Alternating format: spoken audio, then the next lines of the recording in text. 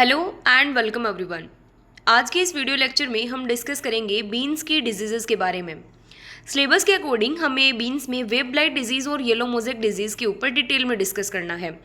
अब देखो यहाँ पर बीन्स क्यों मेंशन किया गया है, क्योंकि डिफरेंट टाइप के आप ले सकते हैं कि उड़द बीन हो गया, मूंग बीन हो गया, इनमें कॉमन टाइप के डिजीजेस देखने को मिलती हैं, इसीलिए एक साथ मेंशन कर दिया जाता है कि common diseases of beans, right. तो आप कभी कभी इसको पर्टिकुलर क्रॉप के प्रोस्पेक्टिव में भी पढ़ सकते हैं, तो सिमिलर टाइप ऑफ सिम्टम्स होंगे और उनका सेम मैनेजमेंट होगा। सबसे पहले हमें दो डिजीजेस के बारे में फोकस करना है। पहला वेब ब्लाइट, जिसका कॉजल ऑर्गेनिज्म है राइजोक्टोनिया सोलेनी, जो कि एक फंगस है। सेकंड है येलो मोज़ेक। देखो नेम इंडिकेट कर रहा है मोज़ेक। मोज़ेक जो सिम्टम्स होते हैं बेसिकली वो वायरल डिजीजेस के होते हैं, या वायरल डिजीज़ का एक कॉमन सिम्टम है मोज़ेक, तो यानी कि एक वायरस से होने वाले डिजीज़ है। सबसे पहले हम डिस्कस करते हैं वेब ब्लाइट।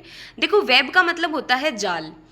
आपने जैसे स्पाइडर जाल देखा होगा, स्पाइडर वेब देखा होगा, यानी कि जिसे मकड़ी का जाल बोलते हैं, उस तरीके की जाल जैसे स्ट्रक्चर्स बन जाती हैं लीफ की लोअर सरफेस के ऊपर इस डिजीज़ के सिम्टम में। यानी कि ये जो राइजोक्टोनिया अफेक्ट करता है प्लांट्स को, तो उसके सिम्टम्स में वेब बन जाता है उसकी फंगस की ग्रोथ का लीव्स की लोअर सरफेस पर। इसीलिए इस डिजीज़ का नाम पड़ा है वेब ब्लाइट, क्योंकि जाल जैसी स्ट्रक्चर बन जाती है।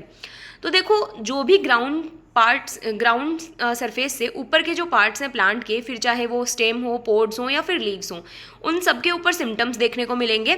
सिम्टम्स जो है वो शुरू होंगे लीव्स के ऊपर एक ब्राउन कलर के स्पॉट से, सर्कुलर ब्राउन कलर के स्पॉट्स बनेंगे। उसके बाद में धीरे धीरे एनलार्ज होते जाएंगे और लोअर सरफेस पर फंगस की ग्रोथ को देखा जा सकता है। इसके अलावा जो माइसीलियम की ग्रोथ है वो स्पाइडर वेब जैसी अपीयरेंस देती है, इसीलिए इसको वेब ब्लाइट डिजीज़ के नाम से जाना जाता है, राइट। अब देखो होता क्या है, हमने अभी पढ़ा कि वेब ब्लाइट जो है वो कौन से पैथोजन के द्वारा कोज किया जाता है, राइजोक्टोनिया के द्वारा।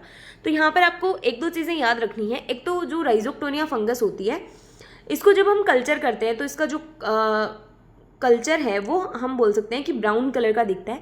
दूसरा, इसमें एक स्क्लेरोशिया बनते हैं, राइट, जो कि बेसिकली डॉर्मेंट स्ट्रक्चर है स्क्लेरोशिया। अब देखो स्क्लेरोशिया होते क्या है, हमने बहुत बार डिस्कस किया है कि स्क्लेरोशिया बेसिकली इस फंगस का ही माइसीलियम होता है, जो कि कॉम्पैक्ट होकर हार्ड एक मस्टर्ड के सीड लाइक स्ट्रक्चर बना लेता है, जिसे हम स्क्लेरोशिया बोलते हैं। और ये अनफेवरेबल कंडीशंस को बियर कर जाता है और ये सालों साल सोइल में सर्वाइव कर जाता है डोरमेंट स्ट्रक्चर के तौर पर, और जैसे ही फेवरेबल कंडीशंस आती हैं जर्मिनेट होता है और प्लांट को इन्फेक्ट कर देता है। अगर हम डिजीज साइकिल की बात करें इस पर्टिकुलर डिजीज़ के लिए, वेब ब्लाइट ऑफ बीन्स के लिए, तो डिजीज साइकिल में क्या होगा, सबसे पहले प्लांट को इन्फेक्ट करेगा पैथोजन। उसके बाद में जब इसके ऊपर सिम्टम्स शो होंगे, यानी कि वेब लाइक जो भी सिम्टम्स हैं वो शो होंगे, उसके बाद में यहाँ से सेकेंडरी इन्फेक्शन होगा पैथोजन का।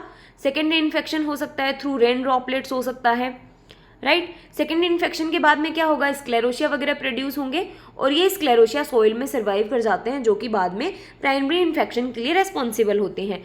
ये पूरा जो है ये इसका डिजीज साइकिल हो गया, राइट। तो आपको ध्यान में रखना है कि इसमें हम क्या करेंगे, मैनेजमेंट में भी स्क्लेरोशिया को डिस्ट्रॉय करने की कोशिश करेंगे, जिसके लिए हम क्या कर सकते हैं, कल्चरल प्रैक्टिसेस को अडॉप्ट कर सकते हैं।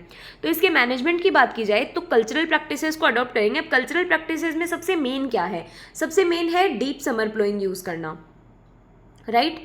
डीप समर प्लोइंग में क्या होगा कि हम सोइल की प्लोइंग कर देते हैं अच्छे से, तो जब समर सीजन में बहुत ज़्यादा टेम्परेचर होता है तो ये सोइल के ऊपर टेम्परेचर जब सोइल की सरफेस को टच करेगा, तो इस सरफेस प्लोइंग की वजह से सारे जो भी स्क्लेरोशिया वगैरह हैं, जो भी डॉर्मेंट स्ट्रक्चर्स हैं, वो प्लोइंग की वजह से ऊपर वाली सरफेस पे आ जाएंगी। तो जो हाई टेम्परेचर है उसकी वजह से ये डॉर्मेंट स्ट्रक्चर जो हैं ये डिस्ट्रॉय हो जाएंगे। दूसरा हम क्या कर सकते हैं, क्रॉप रोटेशन कर सकते हैं, इंटरक्रॉपिंग कर सकते हैं, और क्लीन कल्टीवेशन, यानी कि जो पुराने साल के जो भी क्रॉप के डेब्रीज हैं वो नहीं होने चाहिए, एकदम सैनिटेशन होना चाहिए फील्ड में।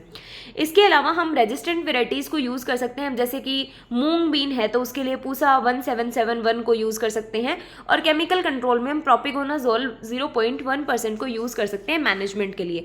तो डिजीज साइकिल हो गया, मैनेजमेंट हो गया। और अगर आप राइजोक्टोनिया की मतलब इसके खुद की इटियोलॉजी को देखना चाहें तो देखो राइजोक्टोनिया जो है वो एक सेप्टेट फंगस है, कहीं पर भी आ जाए। राइजोक्टोनिया बहुत सारे डिजीजेस को कोज करता है बहुत सारी क्रॉप्स में, तो ये एक सेप्टेट माइसीलियम रखता है राइजोक्टोनिया।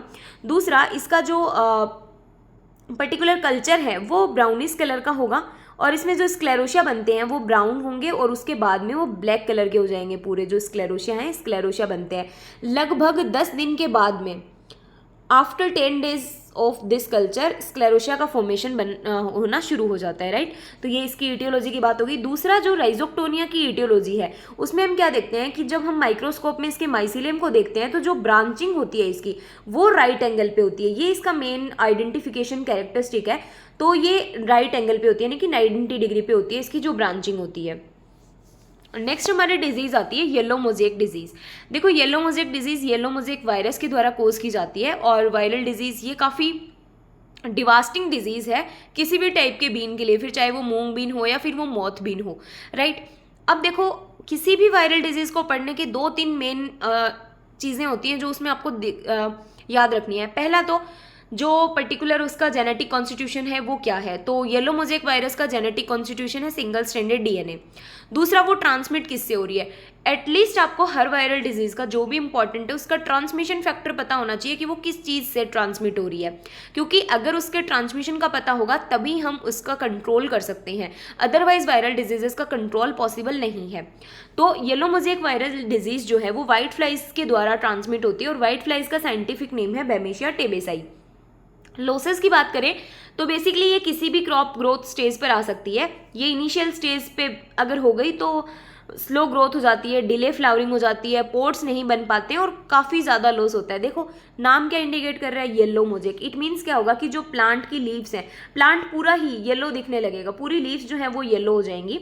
उसके अलावा क्या होगा, क्योंकि वायरल डिजीज़ है, वायरल डिजीज़ का कॉमन सिम्टम क्या होता है, जैसे बैक्टीरियल डिजीज़ होती है कोई तो उसका कॉमन सिम्टम क्या होता है कि वाटर शॉक लीजन्स देखने को मिलते हैं, 1-2 डिजीजेस को छोड़ के सब में। वैसे ही वायरल डिजीजेज जो होती हैं उनका कॉमन सिम्टम होता है कि इसमें प्लांट जो है वो छोटा रह जाता है, स्टंटेड ग्रोथ रह जाती है और अनब्रांच्ड, यानी कि बहुत सारी ब्रांचेस उसके अंदर नहीं निकलती है, उसकी पूरी ग्रोथ नहीं हो पाती है, फ्लावरिंग डिले होती है।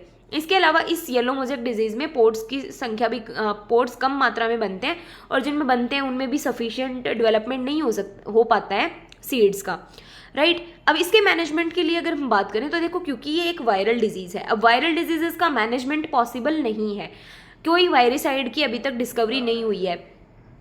तो वायरल डिजीज़ के मैनेजमेंट के लिए बेसिकली हम क्या करते हैं कि उस वेक्टर को कंट्रोल करने की कोशिश करते हैं जिस वेक्टर के कारण वो डिजीज़ ट्रांसमिट हो रही है। जैसे कि यहाँ पर वाइट फ्लाई के कारण वो डिजीज़ ट्रांसमिट हो रही है तो हम वाइट फ्लाई को कंट्रोल करने के लिए मेटासिस्टोक्स को यूज़ करते हैं, जबकि वायरल डिजीज़ को डायरेक्ट कंट्रोल करने के लिए कोई वायरिसाइड नहीं बना है। जैसे फंगस को कंट्रोल करने के लिए फंजीसाइड बने हैं, बैक्टीरियल डिजीजेस को कंट्रोल करने के लिए एंटीबायोटिक्स बनी है, उस तरीके से वायरस के केस में ऐसा नहीं है। इसके अलावा हम वायरस के केस में एक और इम्पॉर्टेंट स्टेप जो हम ले सकते हैं वो है कि रेजिस्टेंट वेराइटी को ग्रो कर सकते हैं जो कि उस पर्टिकुलर डिजीज़ के लिए रेजिस्टेंस हो। और इसके अलावा फील्ड सैनिटेशन और कल्चरल प्रैक्टिसेस तो हैं ही जो कि काफ़ी हद तक डिजीज़ की जो इंसिडेंस है उसको कम कर सकते हैं, कंप्लीटली रोक नहीं सकते। तो ये थी diseases of bean. Next video lecture में हम नेक्स्ट पीजन पी के डिजीजेस के बारे में डिस्कस करेंगे।